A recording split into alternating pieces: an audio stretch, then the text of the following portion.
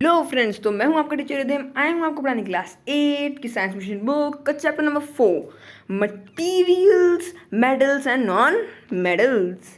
अगर आपके पास same book नहीं है कुछ नहीं होता, क्योंकि सारे मेटल्स और नॉन मेटल तो सेम ही है ना। वो तो सारे सारे सारी बुक में ही होंगे, सारे के सारे, है ना। तो आपको कोई प्रॉब्लम नहीं है, बस इसमें से पढ़ लो। क्या जाता है उल्टा, इसमें ज़्यादा अच्छे से समझा रखा है। इसमें तो आपको इतना अच्छे से समझा रखा है ना कि आप बोलोगे सर हमें तो एग्जाम ऐसे लिख के आ जाएंगे, हमें तो चैप्टर क्वेश्चन आंसर्स पढ़ने की भी ज़रूरत नहीं है। हाँ, तो चलो स्टार्ट करते हैं, है ना। तो फिर अब हमने इसके 2 पार्ट तो कर दिए हैं वीडियो के कंप्लीट।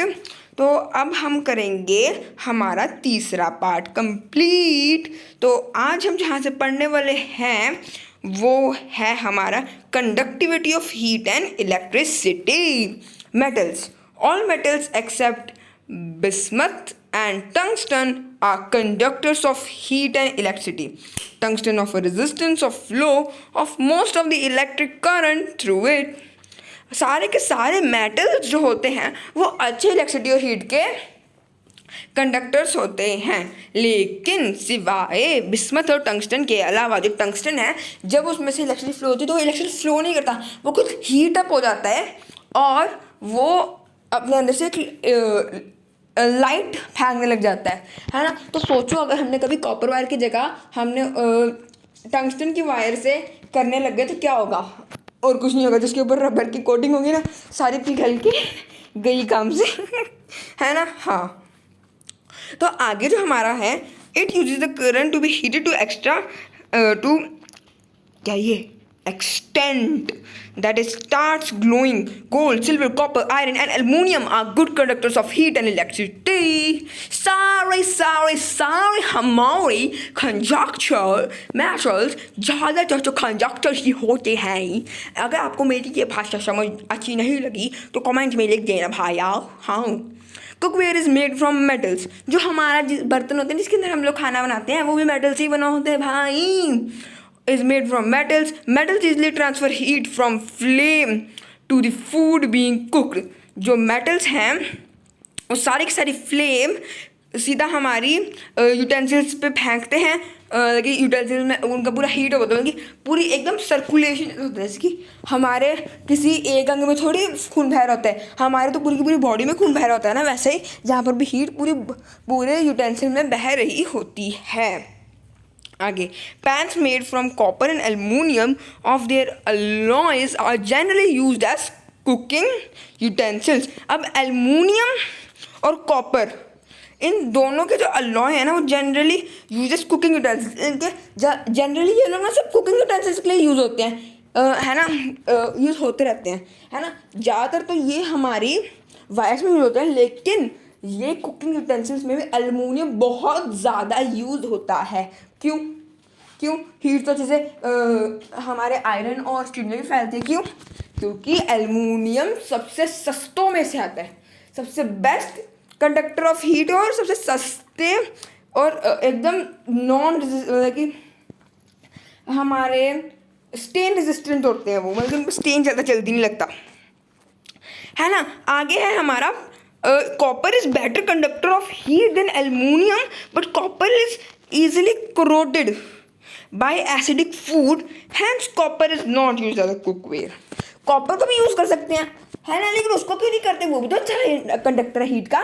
नहीं कर सकते भाई, नहीं, क्योंकि जो कॉपर है हमारा, एक तो वो ज़्यादा महंगा आता है ना, और उसके अंदर क्या कोई एसिडिक चीज़ डालोगे ना तो वो ना अपना कलर चेंज कर देता है, वो थोड़ा ख़राब होने लग जाता है। जैसे कि हम अगर आयरन को मॉइस्चर डाल देंगे तो क्या बन जाता है, वहाँ पर वो सड़ जाता है ना, इसके आयरन जैसे सड़ा सड़ा सा लगता है ना। तो वैसे ही कॉपर में भी होता है, लेकिन उसका रंग चेंज हो जाता है, थोड़ा ब्लूइश या ग्रीनिश हो जाता है ना।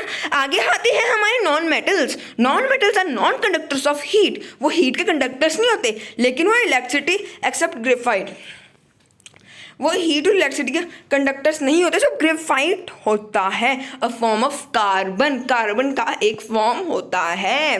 Most non metals are used as insulators. ज़्यादातर नॉन मेटल्स इंसुलेटर्स होते हैं। अब नॉन मेटल्स का सोचते ही हमारे सामने आ जाए, अब नॉन मेटल्स आपके घर में फैले हुए हैं भाई, फैले हुए हैं। अपने घर अपने आसपास देखो, आपको दीवारें दिखेंगी, उसमें जो ईंट यूज हुई है, उसमें जो सीमेंट यूज हुआ है, वो भी एक नॉन मेटल है। आपके आसपास जो दरवाजे बने हुए हैं लकड़ी की, चेयरें बनी हुई हैं लकड़ी की, वो भी एक नॉन मेटल है। आपके हाथ में जो कॉपी है वो भी एक नॉन मेटल है। जिस बुक से मैं आपको पढ़ा रहा हूँ, जो बुक आपके सामने है, वो भी एक नॉन मेटल है, क्योंकि वो पेपर से बनी है। तो बस अब अगर आप यहाँ पर ना अगर यहाँ पर आप हीट लाने लगोगे तो इनमें आग लग जाएगी, आग। तो ये होते हैं ना, इनमें आग लग जाती है। इस वजह से इनको हमें हीट को जो फ्लो करते हैं ना, उसको हम कंडक्टर कहते हैं। और जो हीट को अपने ऊपर हावी होने देते हैं वो कंडक्टर नहीं होता है भाई। अगर आप सोचते हो कि जैसे कि माचिस की तीली है, ये तो वुड से बनी है, लेकिन इसके ऊपर अगर आप आग डालोगे तो ये तो जलने लग जाएगी, तो ये कंडक्टर है क्या? नहीं भाई नहीं, क्योंकि कंडक्टर वो होता है जो हीट को अंदर से फ्लो होने देता है। ये नहीं कि ऊपर से वो उल्टा जल रहा है, वो खुद को नाश कर रहा है वहां पर, वो कंडक्टर नहीं है। आगे आता है हमारा कि graphite is a non metal and a form of carbon. Carbon is found in 3 forms. Carbon 3 form में मिलता है, कोल, ग्रेफाइट एंड डायमंड। डायमंड बल्कि यार, कोल और डायमंड का क्या, आप सोच रहे होंगे भाई कोल कहाँ, डायमंड कहाँ, है ना? यहाँ तो कार्बन ने इनको क्या बना दिया ऐसे अलग अलग, कैसे यार? भाई होता है।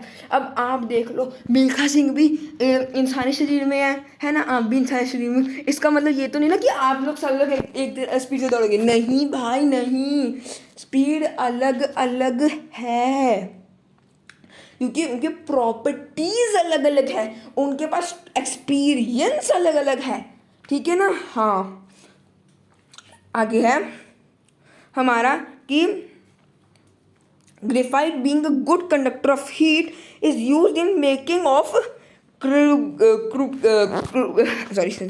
Cubicles for use in laboratories. कि लैब्स, जो हमारे लैब्स होते हैं ना, साइंटिस्ट के लैब्स होते हैं ना, उनमें भी ग्रेफाइट बहुत ज़्यादा यूज़ होता है। And is being a conductor of electricity, it is used at electrodes in cells. हमारे जो सेल्स के अंदर जो पाउडर होता है ना, उसके अंदर भी थोड़ा थोड़ा सा ग्रेफाइट होता है। क्या होता है? ग्रेफाइट होता है। It does not react with other chemicals except at a very high temperature। जब तक वो बहुत ज़्यादा हाई टेम्परेचर में नहीं पहुंच जाता, वो सिर्फ हाई टेम्परेचर पे ही रिएक्ट करता है और कहीं रिएक्ट नहीं करता।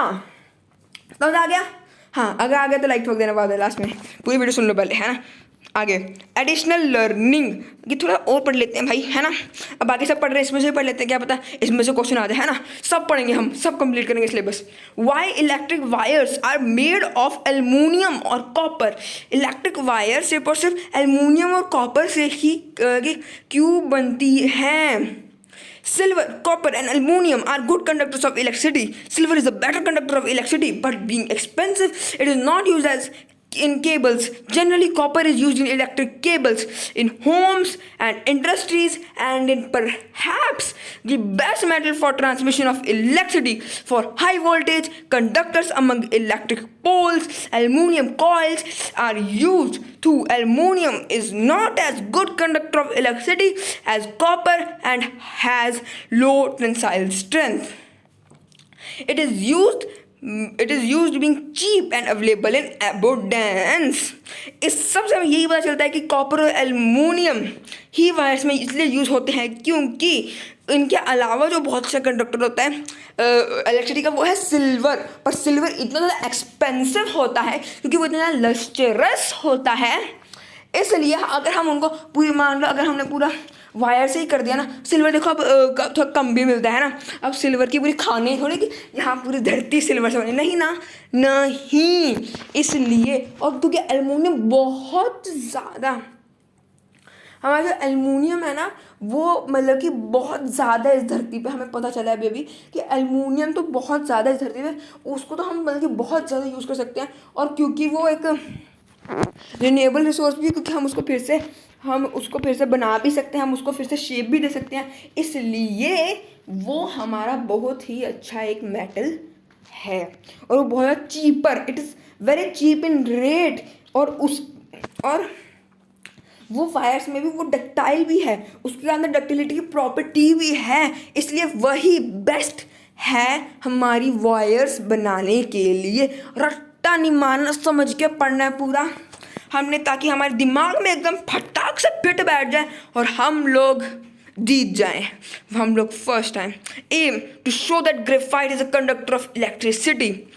क्या हमें हमारी इस एक्टिविटी की एम क्या है कि हमें दिखाना है कि ग्रेफाइट ही हमारा गुड कंडक्टर ऑफ इलेक्ट्रिसिटी है। यहाँ हमें देखो, हम लोगों ने ज़्यादा इन डीप हमने भाई हम लोग ज़्यादा स्ट्रेस लेंगे तो भी हमारा थोड़ा ठीक नहीं है, तो फिर मैं आपको पिक्चर से ही सारा समझा देता हूँ।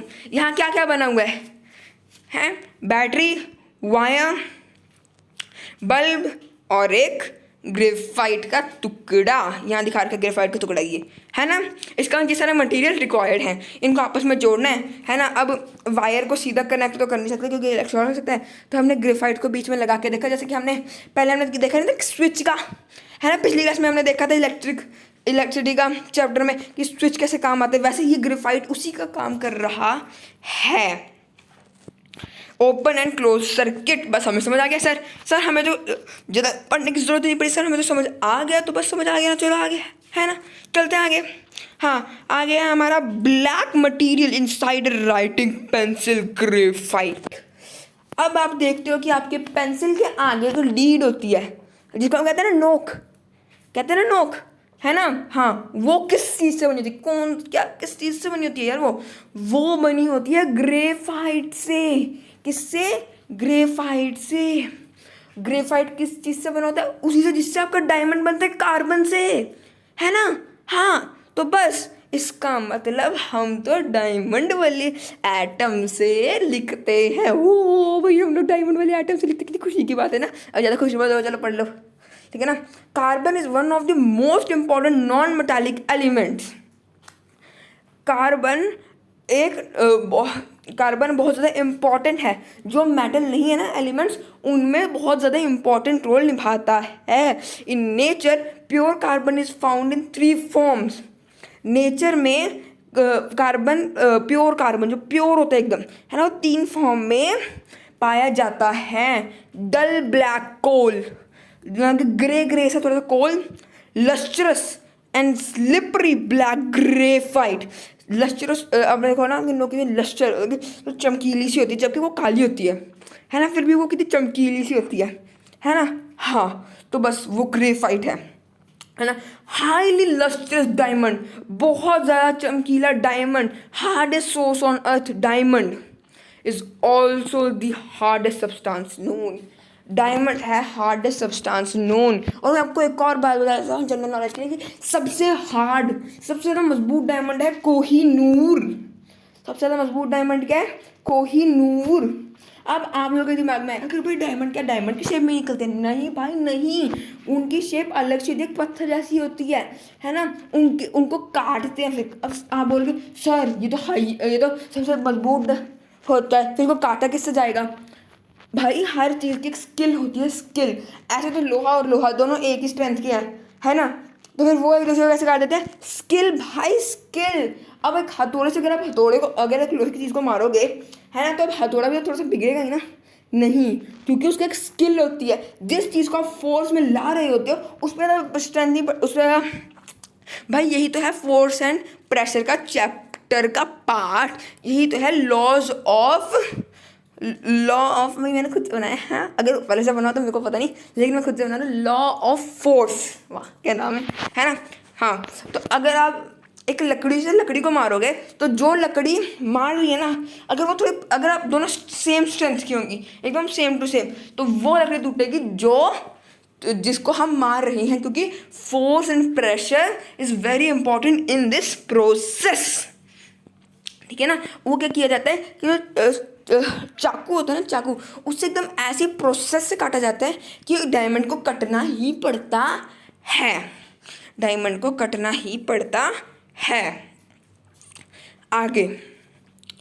आगे हमारा कि carbon is non metallic but shows certain metallic properties. Carbon metallic नहीं है, लेकिन उसमें काफ़ी सारी मेटालिक प्रॉपर्टीज होती हैं। ये बात भी याद रखनी पड़ेगी आपको।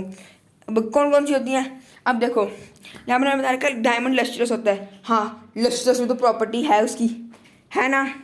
हाँ, उसका ग्रेफाइट, ग्रेफाइट की तो कोई प्रॉपर्टी नहीं मिलती। हाँ, तो अभी लस्ट्रस सीधा है। हाँ, आगे चलते हैं चलो। Chemical properties of metal and non metal. Chemical properties कौन कौन सी थी मेटल और नॉन मेटल की? चलो पढ़ते हैं आगे भाई, क्यों वेट कर रहे हो? ओ यार सॉरी। हाँ, आगे है। उई भाई, हमेशा तो ऐसे क्यों होता है? हाँ, we will be learning about the chemical reaction related to metals and non-metals simultaneously। हम अब लगातार पढ़ते रहेंगे कि केमिकल प्रॉपर्टीज कौन कौन सी है मेटल और नॉन मेटल की, so as to make a comparative study of the reaction with oxygen, water, acid, bases and displacement reactions। हम लोग ये पढ़ेंगे कि ये इन सारी चीज़ों का कैसे कैसे रिएक्ट करते हैं। सबसे पहले हम देखते हैं रिएक्शन विद ऑक्सीजन, एयर में जो हमारा ऑक्सीजन होता है उसके साथ कैसे रिएक्ट करते हैं। A, metals reacting with oxygen. Most metals react with air, oxygen at high temperature to form metalloids. All oxides of metal are basic in nature. Red litmus turns blue on testing the solution of a basic oxide। इसका मतलब ये है कि ज़्यादातर metal react करते हैं oxygen के बाद। ओ भाई ऐसा कैसे हो सकता है भैया जी, कैसे हो सकता है? हम बताते हैं भाई, आगे पढ़ते रहो पढ़ते रहो पढ़ते रहो, ताकि सब कुछ घुसे भेजे में आगे तक रहे याद और हम जीते इस जंग को। आगे चलो बढ़ते हैं। Most metals react with air. Oxygen के साथ बहुत सारे मेटल्स रिएक्ट करते हैं बहुत ज़्यादा हाई टेम्परेचर पे ले जाने के बाद, बहुत ज़्यादा गर्म करके तो वो मेटल ऑक्सीजन के साथ रिएक्ट करते हैं to form metal oxide. Metal oxide, metal oxide, भाई दोनों नाम साथ में आ गए, दोनों नाम साथ में आ गए। इसका मतलब कुछ तो मेल है भाई। इसका मतलब मेटल के एटम्स के अंदर ऑक्सीजन का थोड़ा मास घुस गया।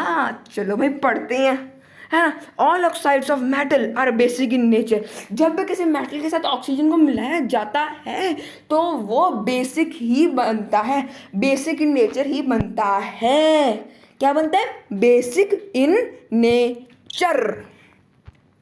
मतलब कि वो अगर हम उसको रेड लिटमस उसके ऊपर डालेंगे तो रेड लिटमस ब्लू लिटमस बन जाएगा। रेड लिटमस ब्लू लिटमस याद है एसिड एंड बेस चैप्टर का, है ना। वही बेस की बात कर रहा हूँ मैं, वही बेस की बात कर रहा हूँ। ये नहीं कि बेसिक तो ऐसे होता है ना कि अभी छोटा सा बच्चा सा है ना, बेसिक है ये तो, है ना, अभी बिगनर है बेसिक वाला, वो वाला बेसिक नहीं, ये हमारा एसिड एंड बेसिस वाला बेसिक है, ठीक है। हाँ, metal plus oxygen is equal to metal oxide. अब वो मेटल है वो बेसिक है तो हम उसको क्या बोलेंगे? Basic oxide. याद रख लो भाई, इसको समझ के याद रख लो। आगे हमारा sodium and potassium are the most reactive of all elements.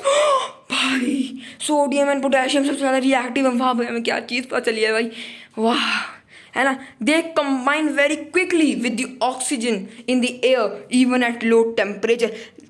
कम से कम टेम्परेचर पे रखने के बाद भी भाई वो ऑक्सीजन के साथ रिएक्ट करता है, वो ऑक्सीजन के साथ रिएक्ट करते हैं। Hence they can not be stored freely in air. इसलिए उनको सीधा एयर में नहीं रखा जा सकता, किसी ऐसी चीज़ में रखना पड़ेगा जहाँ एयर नहीं जा सकती, या फिर जा सकती तो बहुत कम। They are stored in kerosene. Kerosene में रखा जाता है उनको। किस में रखा जाता है? कैरोसिन में। आगे, a piece of sodium brought out from आगे कहाँ गया मैं? हाँ, a piece of sodium brought out of kerosene and place in air soon catches fire. Sodium जब एयर का एक्सपोज होता है तो वो क्या बनाता है? फायर बनाता है। क्या बनाता है? Fire. Sodium combines with oxygen to form sodium oxide. वो क्या बनाने के लिए फॉर्म होता है? Sodium oxide. ठीक है, हाँ जी सर, ठीक है। हाँ, तो अब आप पूछ रहे होगे, सोच रहे हो कि भाई अगर सोडियम को हम कैरोसिन में रखेंगे तो भाई कैरोसिन तो जल्दी आग पकड़ लेता है ना। हाँ, तो फिर अब क्या कैरोसिन से सोडियम जल क्यों नहीं जाता? बल्कि फिर दूसरी वहाँ आग लग जानी चाहिए। नहीं भाई नहीं। अब मैं आपको थोड़ा सा कलाबाजी करके दिखाता हूँ, ठीक है ना। मान लो ये एक ग्लास है वाटर का, बल्कि कैरोसिन का। इसमें कैरोसिन भरा हुआ है यहाँ तक, है ना, यहाँ तक, है ना, ऐसा पूरा कैरोसिन भरा हुआ है। यहाँ हमने डाला सोडियम, है ना। अब जो एयर है ना, वो इस केरोसिन के आर पार तो जा नहीं पाएगी। जा पाएगी? नहीं जा पाएगी ना। हाँ, अब मान लो हमने निकाला है ना, और धूप में रख दिया इसको, है ना, तो अब इसके ऊपर भी थोड़ा थोड़ा जमा तो हो गई ना, इसकी मान लो आप दही में चम्मच डालते हो, चम्मच को बाहर निकालते हो, उसके ऊपर थोड़ा थोड़ा दही तो लगा ही होता है ना, लगा होता है ना। हाँ, तो भाई बस इस पर भी थोड़ा थोड़ा लगा होता है केरोसिन, और जैसे ही केरोसिन जाता है सूख, एयर पहुंचती है इस तक, और बस आग लग गई भाई, आग लग गई। चलो बुझ जाए। अभी आग बुझाने का टाइम नहीं, चलो पहले पढ़ लो। हाँ, आगे। अब सर आपने तो बताया था कि हर मेटल का एक ना एक उसको नाम दिया जाता है ना, तो इसको क्या नाम देंगे? सोडियम प्लस ऑक्सीजन का क्या नाम देंगे सर हम लोग? सोडियम ऑक्साइड नॉर्मल नाम है, लेकिन साइंटिफिक नेम क्या है सर इसका? सोडियम का साइंटिफिक नेम है 4Na और ऑक्सीजन का है O2। सर तो इनको मिला के क्या बनेगा? 2Na2O। तेरी सर लेकिन यहाँ तो 4 आना चाहिए था भाई, इसको प्लस करके तो देख लो। लेकिन यहाँ पर अब आप ये भी देखो ना, Na आ गया, O भी आ गया, है ना। अब O का यहाँ सिंगल एटम है, Na का 4 है, 2 × 2 4, है ना। तो 2Na नीचे 2O, तो क्या बना? सिंपल, हमारा सोडियम ऑक्साइड। क्या बना? Sodium oxide. आगे है, a piece of magnesium ribbon when exposed to flame gets heated and starts burning vigorously। एक मैग्नीशियम का जो रिबन है, वो जैसे ही आप उसको फ्लेम पे रखोगे वैसे ही वो जलना स्टार्ट कर देगा, है ना। इन the air given out a dazzling white flame, एक वाइट फ्लेम के साथ। सर ऐसा कैसे? सर जब भी हम आग को देखते हैं या तो उसका रंग ऑरेंज होता है या तो सर ब्लू होता है, जरा जरा सा, है ना। सर तो वाइट कैसे आ गया? भाई ये मैग्नीशियम की एक प्रॉपर्टी है, क्योंकि जब मैग्नीशियम पे आग लगती है तो उसका कलर हो जाता है, आग का कलर वाइट। उसके अंदर कुछ केमिकल की वजह से, कुछ गैस होती है मैग्नीशियम के अंदर, उसकी वजह से, और जो उसके अंदर से राख निकलती है ना, बाकी चीज़ों के अंदर से ब्लैक निकलती है, इसके अंदर से वाइट निकलती है भाई, वाइट राख निकलती है। और इसका केमिकल फॉर्मूला क्या है? 2Mg इक्वल टू मैग्नीशियम और 2 is equal to oxygen, 2Mg plus O2 is equal to 2MgO। क्या बना? 2MgO। हाँ, समझ आ गया सर। नेक्स्ट है two aim, activity number 2, aim to test the chemical nature of magnesium oxide. भाई मैं टेस्ट क्या करना हमने पढ़ लिया ना। हाँ, यहाँ दिख भी रहा है वाइट कलर, ये हमारे पास मैग्नीशियम का रिबन था यहाँ पर, है ना। यहाँ पर इसने आग लगा दी, यहाँ से वाइट फ्लेम निकल रही है, यहाँ वाइट ऐश गिर रही है। हमें पता चल गया सर, थैंक यू बताने के लिए। हाँ, पढ़ने की तो जरूरत ही नहीं पड़ी, है ना। हाँ, तो फिर इस वीडियो के लिए तो इतना ही बच्चों। नहीं, चलो अब 30 मिनट का कर ही देते हैं ना, अब करने बैठे तो। हाँ चलो। सी, iron and other metals do not burn on flame in the air as magnesium does, but on prolonged heating of the metal in air is to high temperature they form their oxides। Iron के फॉर्मूले का नाम क्या है? 4Fe। Oxygen का, भाई यहाँ तो ऑक्सीजन थोड़ा ज़्यादा कॉम्प्लेक्स वाला ऑक्सीजन है, क्योंकि यहाँ ना बर्न हो गया था ना, थोड़ा सा गर्मी है इसलिए। 3O2, क्या बना? 3O2, है ना। हाँ, तो अब इन दोनों को प्लस करेंगे तो क्या बनेगा? 2Fe2, है ना। O3, वाह क्या नाम बना है। इसके प्लस में मत जाना, ठीक है। हाँ, आगे चलते हैं। Activity to study the reaction of iron with oxygen. हाँ, तो देखो यहाँ बना हुआ है ना एक, हमने यहाँ क्या करना है, मैं आपको बिना ऐसे करके समझा देता हूँ ताकि आप लोगों का टाइम वेस्ट ना हो। ये एक नीडल लेनी है आयरन की, उसको हमने पहले हीट कर लेना है, ठीक है ना। हीट कर लिया। एक आपने ना एक ऑक्सीजन से भरी ट्यूब लेनी है। हाँ, मैं जानता हूँ आपको मिलेगी नहीं, लेकिन मान लो कि हमारे पास है ना। इस ट्यूब के अंदर पूरा ऑक्सीजन ही ऑक्सीजन भरा हुआ है। इसके ऊपर एक ये है, हमने इस पेपर सा रख दिया, है ना। इसके अंदर हमने वो ट्यूब डालना है, तो एक स्पार्क होगा। क्या होगा? स्पार्क, है ना। आयरन प्रोड्यूसिंग स्पार्क्स इन ऑक्सीजन, स्पार्क होगा, बस हमें पता चल गया कैसे होता है ना, पता चल गया।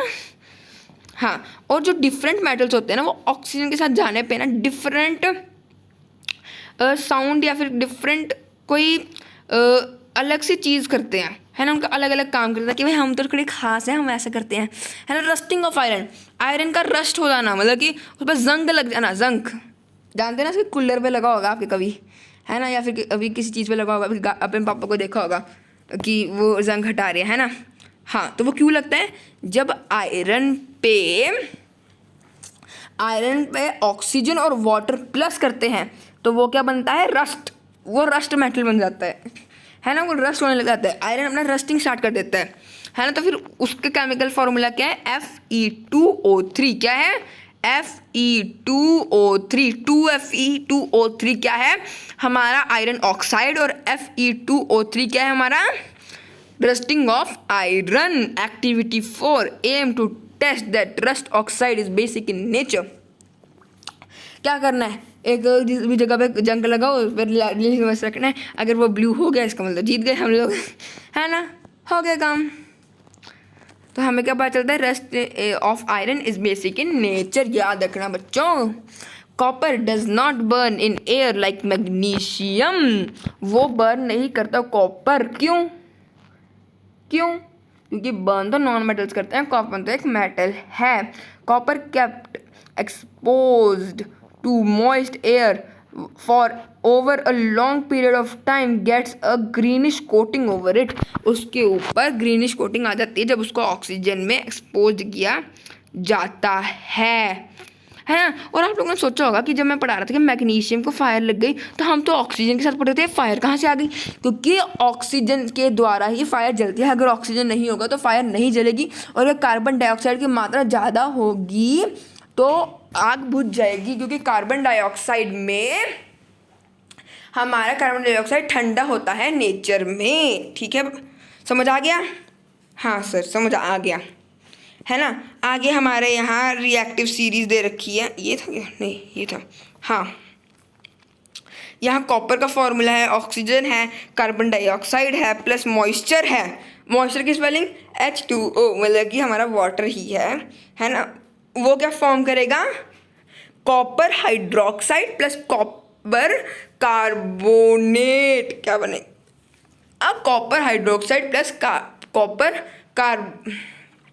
कार्बोनेट, कैसे, हाँ देखो, पहले कॉपर, देखो यहाँ हमने क्या किया, पहले कॉपर लिया, उसके साथ ऑक्सीजन प्लस किया, कि पहले मॉइस्चर प्लस किया है ना, फिर ऑक्सीजन प्लस किया, है ना, तो कॉपर, है ना।